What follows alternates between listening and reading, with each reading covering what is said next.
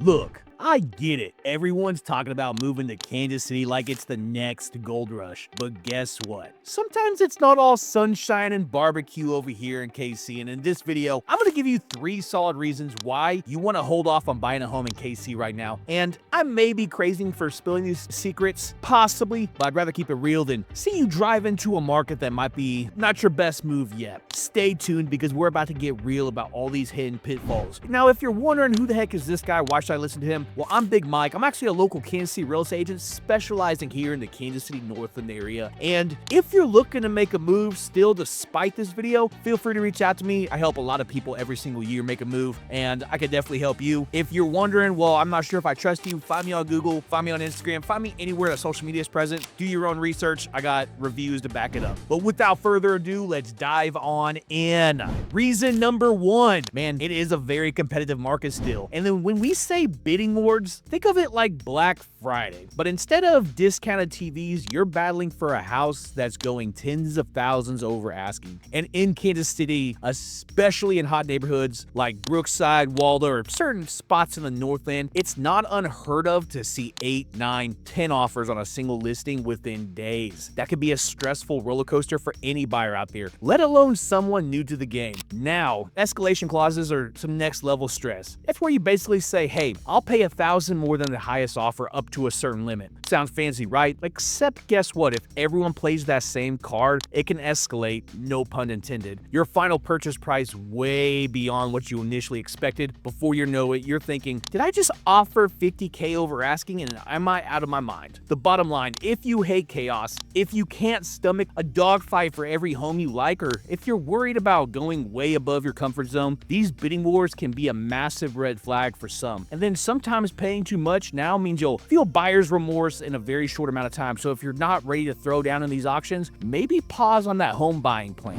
KC also still has low inventory, and it's about as scarce as a calm 4 p.m. freeway. Basically, it barely exists. That means you've got way more buyers chasing way fewer homes. And if you're picturing the Hunger Games, you're not actually too far off. You might scroll through listings and see a handful of decent homes in your price range, only to find half of them are already under contract by the time you call your agent. And get this, low inventory can force you to compromise like crazy. Maybe you wanted a finished basement, but the only houses available has a dungeon-like crawl space. Or you dreamed of a big backyard, but you end up with a yard barely big enough for a lawn chair. If you're not cool with settling, it might be wise to wait just until more listings hit the market. Even if you do find something you love, you're competing with a stampede of other buyers who also fell in love with the house that same day. That dynamic leads to upward pressure on prices, less flexibility on inspections, and general buyer fatigue that some of my clients are definitely facing right now. And if all that stress sounds like a nightmare, then holding off may be your best game plan until inventory levels out just a slight bit. And then last one is inflated prices. Like when demand skyrockets and inventory tanks, guess what happens? Prices go up,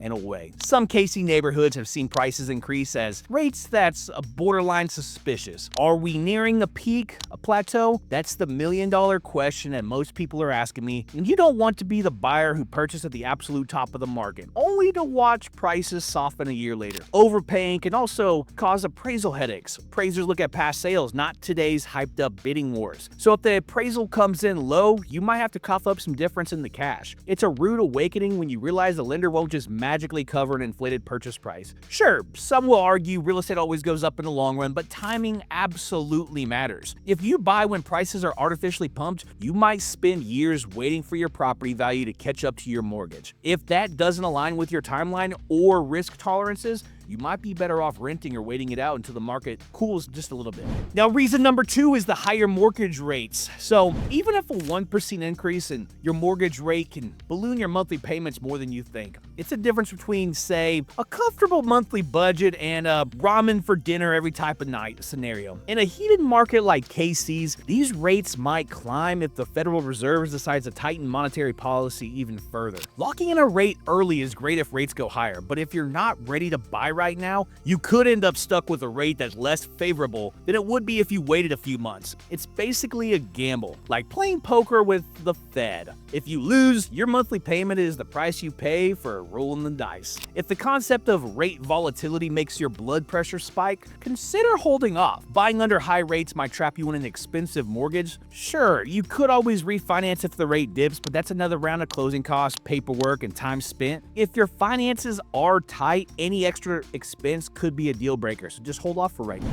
We also got the affordability squeeze going on. When we combine higher home prices with higher interest rates, it's like a 1-2 punch to your wallet. Your dream home might slip out of reach if your pre-approval doesn't stretch as far as it did with the lower rates. You might find yourself either downgrading your home expectations or stretching your budget dangerously thin. And this budget stretch doesn't just affect your mortgage, it seeps into your lifestyle. You start cutting back on things like vacations, dining out, or saving for retirement. I've seen buyers thrilled to own a home only to realize they're house poor now. Everything goes to the mortgage, leaving little for anything else. If you're feeling that pinch, it might be wise to wait until either rates calm down or you've saved more money to offset the difference. Sometimes renting or delaying a purchase helps you build up a bigger down payment, which can mitigate that affordability squeeze in the future. It's not the most thrilling path, I get it, but if you can save you from financial stress down the road, do it every single time of the week.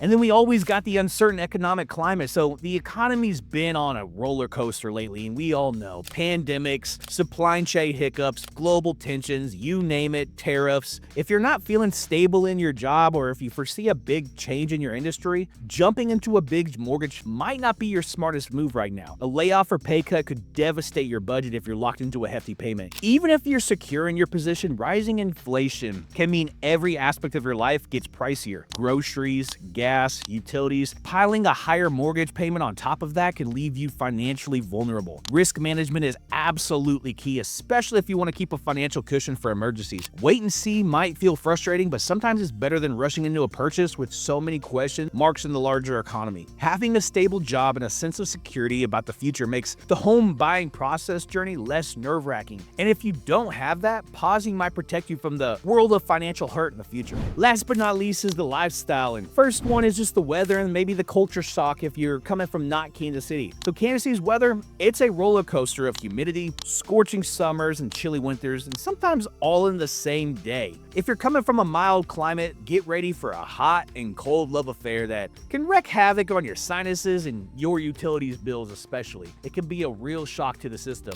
Also, KC is the Midwest where friendly neighbor wave is a real thing, and if you're used to a big city, head down, no eye contact vibe, you might need an adjustment period. Cultural differences can be an awesome or jarring depending on your personality, and if you're unsure about loving the extremes both weather-wise and socially, you might consider renting for a while to see if the lifestyle suits you here. You don't want to buy a house only to realize you hate the climate or the slower yet friendly suburban pace. That's the big expensive regret. Another reason why you should wait, maintenance and just overall ownership costs. So buying a home isn't just about the mortgage. It's also property taxes, insurance, and maybe HOA fees if you land in a managed community. That's before we talk about repairs though. You might think, oh, it's just a little faucet drip until a plumber hits you with a $300 bill to fix corroded pipes. Kansas City homes, especially older ones in charming neighborhoods, can have hidden issues like foundation cracks or aging HVAC systems, and you don't want to blow all your savings on the down payment and then have zero left for the inevitable fixes. This stress can overshadow the joy of home ownership very quickly, and if you're not financially or mentally ready to handle these surprise costs, stepping into ownership can feel more like stepping into quicksand. Renting might let you off the hook for now with maintenance, so if you're not set up for the homeowner grind, hold off until you are ready. Now, last of the lifestyle and readiness, better rentals and maybe some short-term flexibility. Sometimes renting is your best friend. Kansas City has had a surge of new apartment complexes with modern amenities, big fitness centers, pools, dog parks, and co-working spaces. And if you're new to the city, renting first can be a great way to figure out which neighborhood vibe you really love. Flexibility is absolutely huge. If you're not 110% sure you're staying in KC long-term, you don't want to deal with the hassle of buying and then selling within a year or two. Closing costs, realtor fees, and potential market shifts can hurt you if you pivot too quickly. With a rental, you can bounce whenever your lease is up. Plus, if you're single or have a job that's market's uncertain, renting keeps your options completely open. You can scope out the best local coffee shops, test the commute to different workplaces, and truly decide if KC life is the one for you. Home ownership is awesome when you're ready, but if you're not, it can trap you in a situation that's absolutely tough to escape. So there you have it, the 3 major reasons you might not want to buy a home in Kansas City right now: an overheated market, financial/interest rate concerns, and lifestyle readiness. And look, I'm not out here trying to kill your dreams. I just want you to make a well-informed decision. Everyone's situation is different though. Maybe for you, it's still the perfect time to buy. But if any of these red flags ring true, it might be worth hitting the brakes or digging deeper before you jump. Drop a comment if you run into any of these issues, or if you have any questions. And hey, I'm always here to strategize with whether it's a good time to buy, rent, or just watch the market from the sidelines. As always, this is Big Mike Sells KC. Drop a subscribe if you want to know more information about the Kansas City Northland area. I drop 3 videos every single week. And then if you want to do some research and maybe you want to start working with me, do your own research. Find me on Google, Big Mike Sells KC. Find me on Instagram, Big Mike Sells KC. TikTok, Facebook, you name it, you will be able to find me. I am very loud. Now, if you scroll down below, you'll be able to see my contact information. If you're like, hey, Mike, I may be close to making a decision, I'm just trying to get a little bit of information right now, feel free to reach out to me. I'd love to help you at least get the answers that you're looking for. But until that time comes, once again, subscribe to the channel. And if you got any ounce of value from this, drop a like. It helps the YouTube algorithm, and ultimately, I love you for it. But until next time, in the next video, peace.